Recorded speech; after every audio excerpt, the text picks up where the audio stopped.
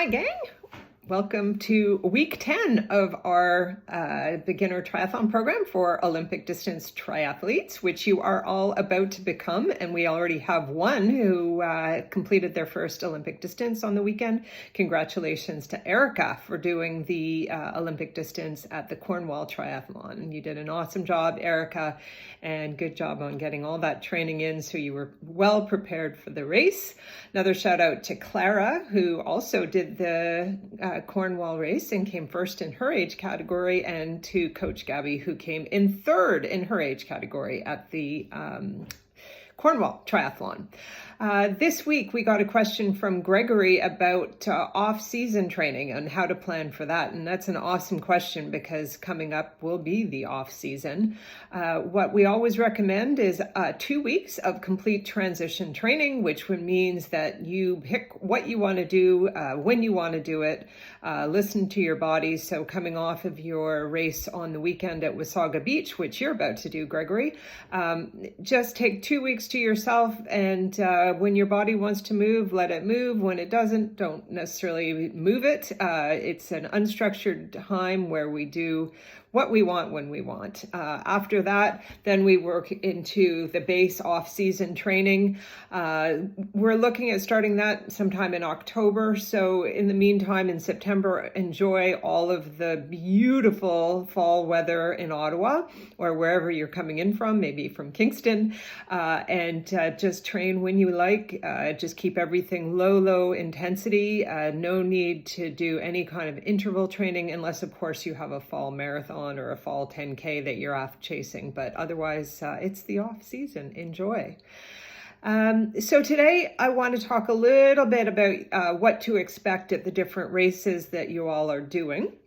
We've got the Esprit Triathlon coming up in Montreal, and I'm really excited to meet some of you guys all over there because I will be there at the Esprit. I'm doing the Olympic distance aqua bike, so I will be in the transition zone checking to make sure that it's tidy and clean.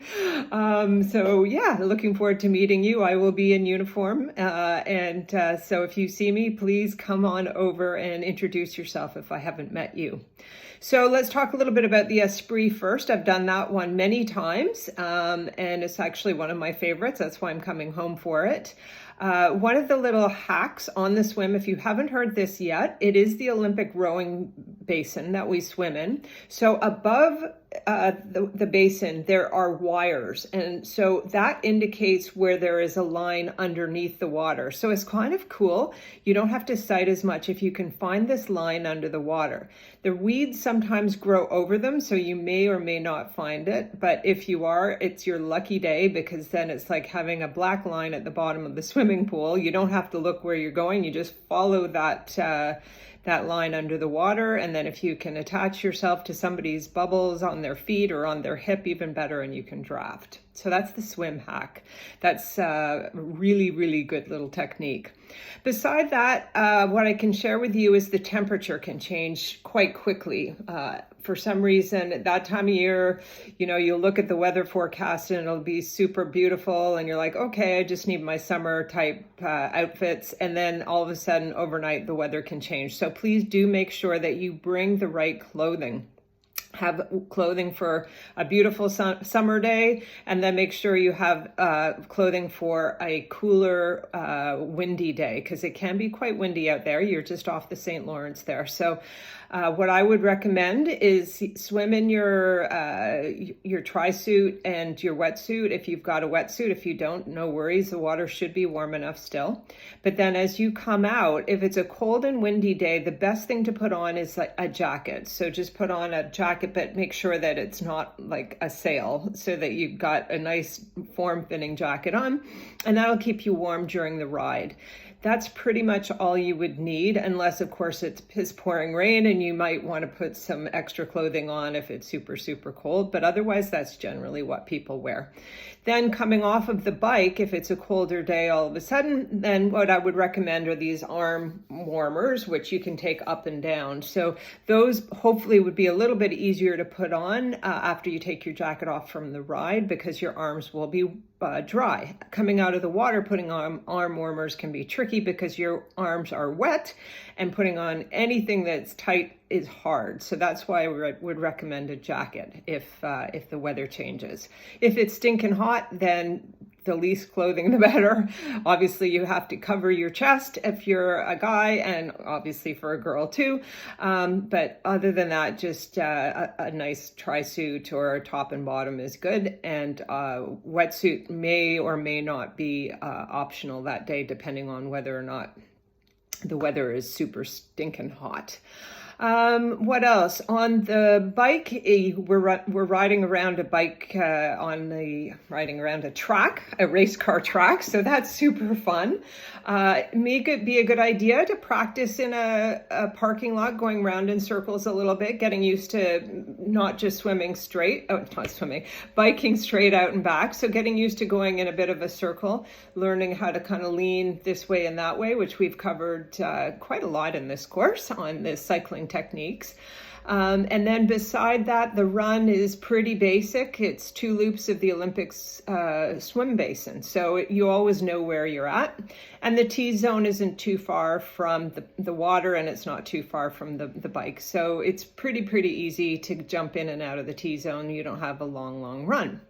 As opposed to the Canadian, which we'll talk about next. So the Canadian does have a long T-zone. From the water to the T-zone is quite a hike, and you're going to go up a hill to get to the T-zone. So just, catch your breath, jog up that hill nice and slow so you don't burn any matches coming into the T-zone.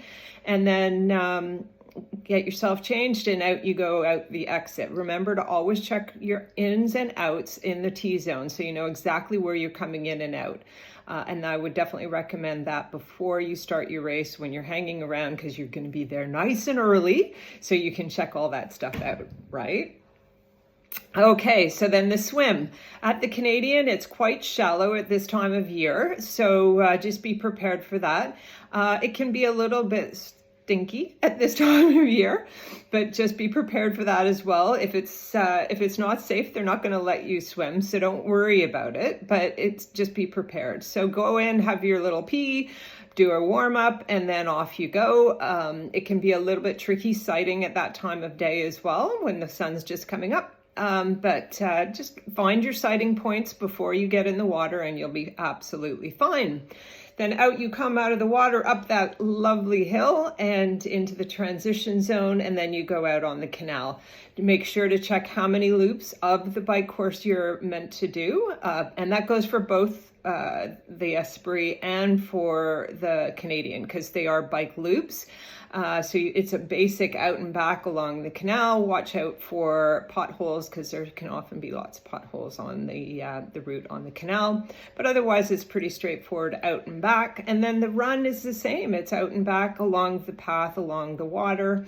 And then we go into a little neighborhood, back up a hill, and back we go. So have fun, everyone. I will miss you at the Canadian, but I will definitely see you all at the Esprit, those who are doing it. And finally, just to finish off, I want to say a big congratulations to everyone for completing this program. I'm going to be updating your training peaks after I see which race you're going to do, so I taper you down properly. And I know that Coach Gabby and Brenda will be covering the taper and the importance of it tonight on the weekly call. Otherwise, big hugs to you all. Congratulations, and can't wait to meet some of you. See you soon. Bye.